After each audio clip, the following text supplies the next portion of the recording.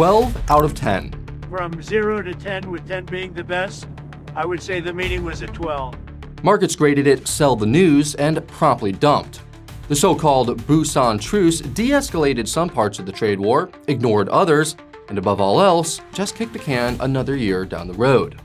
But while all eyes were on Xi and Trump's deal, Washington was quietly siphoning $500 billion out of Japan and locking ASEAN nations into deals that can only be described as masochistic.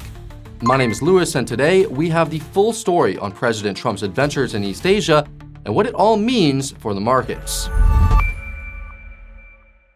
You're watching Coin Bureau Finance, where you'll find macro, markets, and all manner of financial and geopolitical topics covered. Only one thing is off limits here, and that's financial advice. If that's what you're looking for, prepare to be disappointed. For everyone else, prepare for another top-notch video. Make sure you're subscribed, smash that like, and stay tuned. October 30th, 2025. Busan, South Korea. The first face-to-face between Trump and Xi since 2019. The headline result: America slashes its average tariff on Chinese goods. Sounds like a breakthrough, until you keep reading and find that it's been cut from 57% to, well, 47%. And that's only because Washington agreed to have its novelty fentanyl-related tariff from 20% to 10% in exchange for China's renewed commitment to, quote, work very hard to stop precursor chemicals flowing into America. That's the mathematics of de-escalation in 2025. A tariff reduction that still leaves tariffs at levels utterly debilitating for bilateral trade. Now, the dramatic lead-up to this anticlimax had started 3 weeks earlier. On October 9th, China's Ministry of Commerce announced sweeping new export controls on rare earth elements, set to take effect November 8th. This was a lever that was just begging to be pulled. China processes 90% of the world's rare earths, which are needed to make all of the most important technologies of the 21st century. And I'm not talking about the Meta Ray-Bans here. Well, probably them too. But I was thinking missiles, fighter jets, tanks, submarines, lasers, and everything else that you'll need to fight World War III one day. And yes, of course, also smartphones, wind turbines, EVs, solar panels, batteries, you name it. So whenever America starts beating the trade war drum again, it's just too easy for China to just tighten up the taps a little bit. They've been doing so for a while now, but the latest round of export controls raised the stakes higher than ever.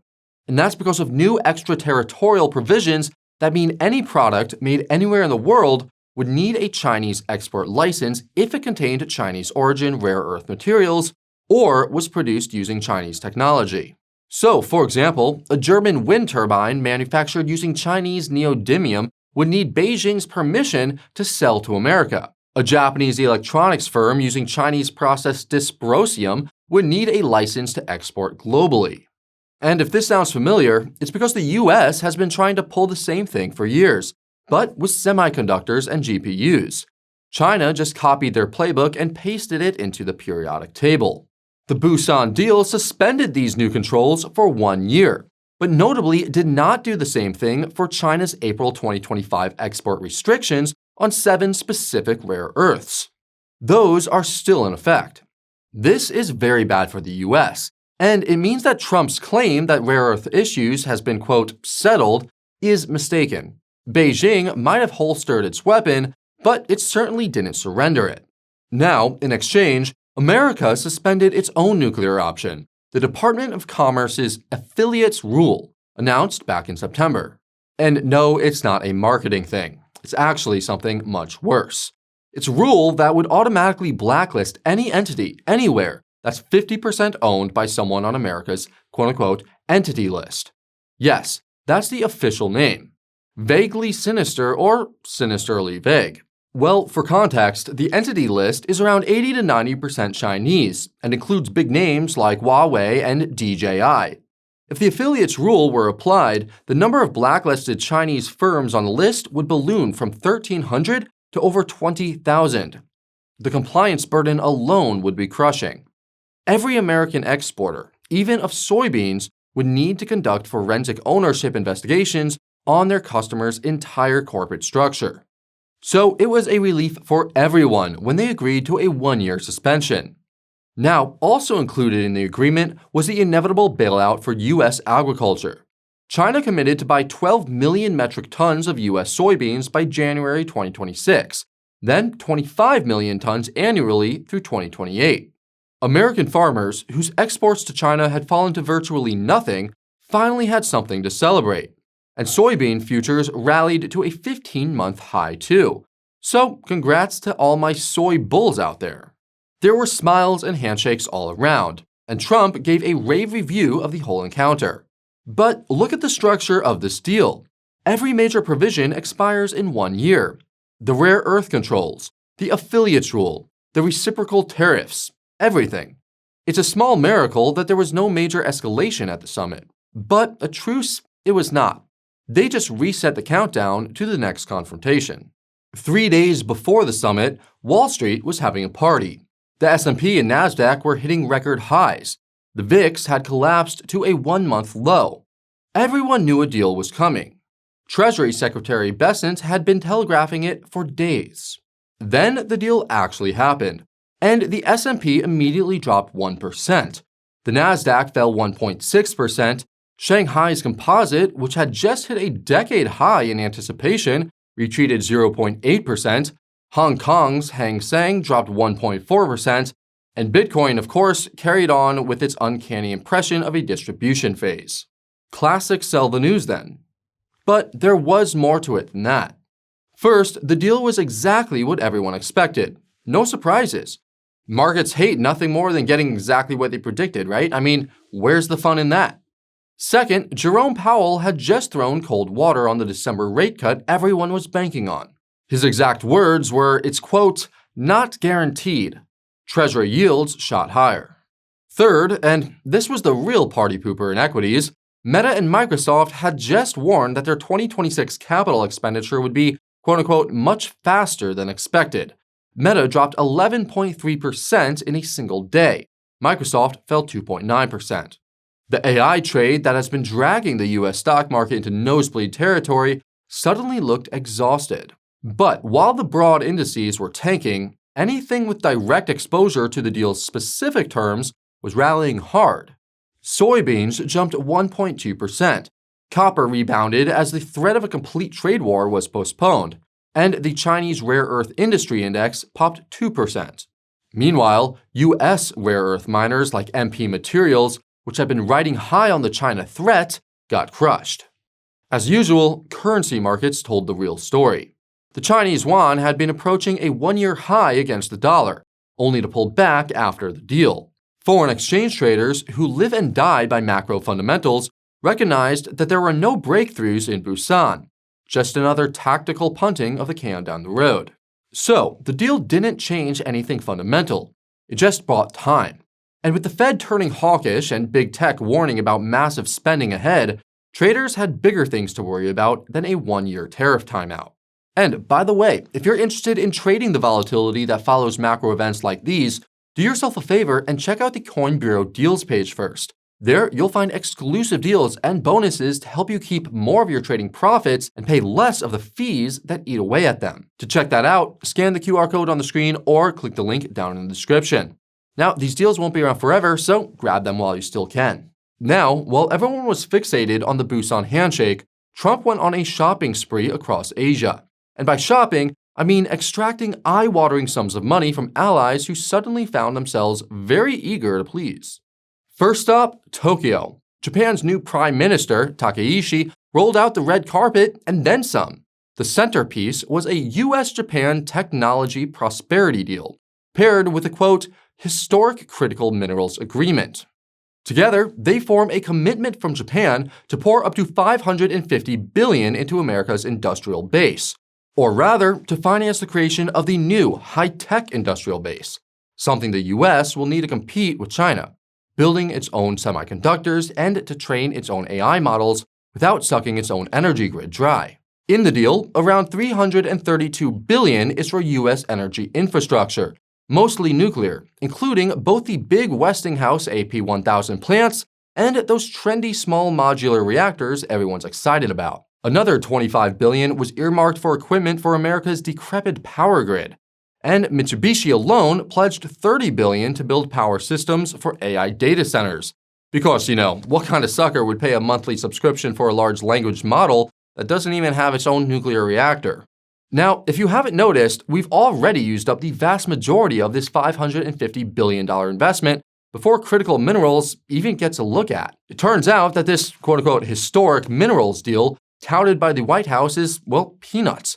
$2 billion for a copper smelting facility and around $350 million for a lithium iron phosphate facility.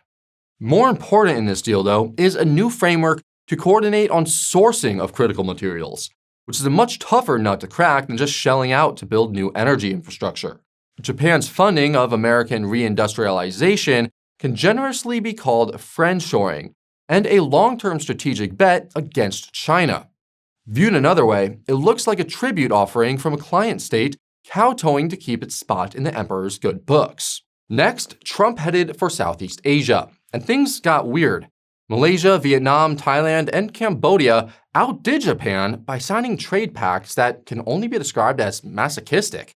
They agreed to remove trade barriers and provide preferential access for U.S. goods. In return, America gave them, well, absolutely nothing.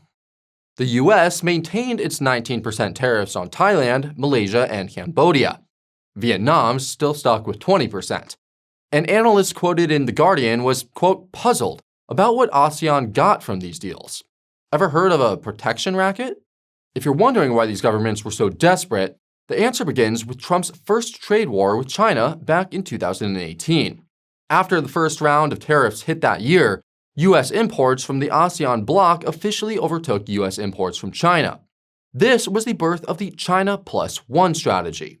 The trade war triggered a massive supply chain restructuring, with corporations and even Chinese companies themselves pouring substantial capital reallocation into Southeast Asia to build alternative production bases. And just like that, ASEAN countries became the undisputed winners of the first U.S.-China trade war. And they have been riding high from this happy arrangement ever since. Inside the bloc, Vietnam appears to have been the beneficiary in chief. A World Bank analyst confirms that in the last 5 years, Vietnam has gained the most U.S. market share in the exact high-value sectors, like electronics and machinery, where China's exports contracted. However, this boom wasn't all just Vietnamese manufacturers working overtime to fill China's massive shoes. It's widely believed that the U.S. trade deficit with China has been rerouted through intermediaries like Vietnam and Mexico. A recent Oxford economics estimate calculated that $77 billion in Chinese goods bound for the U.S. were simply, quote, redirected through ASEAN between April and October of 2025. This loophole has been great for ASEAN countries providing proxy shipment services, but it has also made them sitting ducks for American accusations of, quote-unquote, transshipment, basically laundering Chinese goods through their ports to dodge U.S. tariffs. Naturally, Washington hates this, so when Trump showed up in Kuala Lumpur, the winners of his last trade war were terrified of losing it all. They put their best smiles on and lined up to sign these one-sided new trade deals, with language about, quote, cooperation on duty evasion as insurance, buying their way into the cooperative partner club to avoid getting clubbed themselves. Vietnam even pledged to dramatically increase purchases of U.S. goods, but with a per capita GDP of $4,300, it's not clear whether they will be able to satisfy Trump's expectations, which are typically denominated in hundreds of billions of dollars. So the pattern is clear. America is building two separate economic architectures. One for China, temporary truces, postponements, managed confrontation, and one for everyone else, permanent agreements, massive tributary payments, and loyalty tests disguised as trade deals. And that brings us to the most important part of the Busan deal, everything that wasn't in it. The omissions here tell you more than the agreements. Top of the list is TikTok. Just days before the summit, Treasury Secretary Scott Bessent was all over TV, promising that a, quote, final deal on TikTok had been reached and would be, quote, consummated by Trump and Xi in Korea. So what did they get? Well, absolutely nothing. The meeting produced no agreement on TikTok's ownership. China's Commerce Ministry just gave a vague, non-committal statement that they would, quote, work with the US to properly resolve issues. In other words, get lost. So possibly the biggest and most contentious data security conflict on the planet is still not resolved. But even that pales in comparison to the other thing left off the table, semiconductors. The Busan deal was ultimately an economic one, touching on tariffs and soybeans. But the strategic rivalry over high-performance semiconductors was deliberately sidelined. Trump said it himself. When asked about chip sales, he drew a hard line, stating, quote, we're not talking about Blackwell chips. Here, Trump was referring to NVIDIA's most powerful next-generation GPUs, infrastructure for the AI models that are carrying the entire US stock market on their backs and are expected to define the 21st century. This one quote confirms that the US blockade on this technology is non-negotiable. And when you take this into consideration, the Busan Agreement starts to look more like two rivals agreeing not to have a food fight while they continue their knife fight in the back alley. The agreement also does nothing to repair the economic damage that's already been done. Just before this deal, the IMF published its global outlook, projecting sluggish global growth of just 3.2% for 2025 and 3.1% for 2026. And of course, it's worth repeating that the new lower rates of 47% is barely less crippling than 57%. Research from the Yale Budget Lab before this cut showed the 2025 tariffs had already imposed an average income loss of 1,800% on American households. A 10% drop is not likely to give the American consumer a great sigh of relief. So, Trump's meeting with Xi doesn't resolve the pain, and it definitely doesn't solve the conflict. It's just a 365-day timer, already ticking closer to the next crisis due when this deal expires in 2026. Now, they have already scheduled further meetings before that point. Trump's supposed to visit Beijing in April of 2026, and Xi will visit the US for the G20 later that year. On the surface, this looks like stable diplomacy. But this is a kind of kryptonite for the Trump administration. A major part of its power, and a headache for everyone else, is its unpredictability. But this deal appears to have boxed Trump in. It transforms what was an erratic, Twitter-driven conflict into institutionalized, plannable negotiations. Beijing just forced Washington to show its hand and agreed to a predictable annual showdown. Viewed from this angle, it almost looks as though China won this round. And while this bilateral battle gets institutionalized, the collateral damage is spreading. Trade war has got the US pressuring its neighbors into a new North American protectionist bloc to plug the many holes in Trump's tariffs regime. Canada has already been strong-armed into matching US tariffs on Chinese EVs, steel, and aluminum. And Mexico is now proposing its own massive tariffs, including 50% on cars. So the core structural conflicts were untouched. NVIDIA, TikTok, and American complaints about China's industrial policy all sidelined from the deal. Beijing delayed its new extraterritorial rare earth export controls and started buying American soybeans again. American farmers caught a break, which might reinforce the Midwest MAGA vote for the midterms in 2026. This was welcome relief for US farms, and a bullet dodged by the Trump admin. Another was the administration not having to implement its own affiliate rule, which would have been a bureaucratic nightmare for American exporters, including those very same farmers. Apart from that, though, not too much to show for this round. It's been described as a fragile arrangement and a temporary ceasefire, which sounds about right to us. And despite the 12 out of 10 rave review, the Busan Truce was little more than a tactical pause, as a stopgap for two economies that were both starting to feel the pain.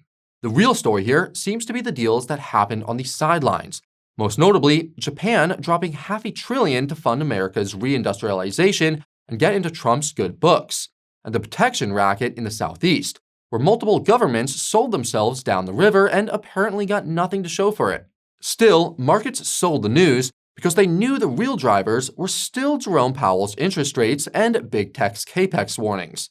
Funnily enough, also absent from that list of real drivers is the prospect of the US government remaining shut down for an indefinite period of time, or reopening. Either way, nobody in the markets seemed to care about this. Isn't that kind of weird? Well, if you're wondering why, You could find out all about that in this video right over here. That's going to be all from me for now, though. And as always, thank you so much for watching, and I'll see you in the next one. It's Lewis, over and out.